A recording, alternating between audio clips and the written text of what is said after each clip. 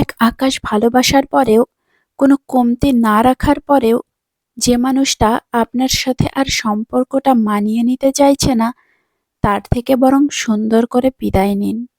মানুষ ভালোবাসার অভাবে মরে না। ভালোবাসার জন্য আত্মসম্মান বিলিয়ে দেওয়ার চেয়ে, ভুল মানুষের কাছে পড়ে থাকার চেয়ে একা থাকা অনেক ভালো। দিন শেষে একা থাকতে হলে কারো কাছে ছোট হবার দরকার নেই।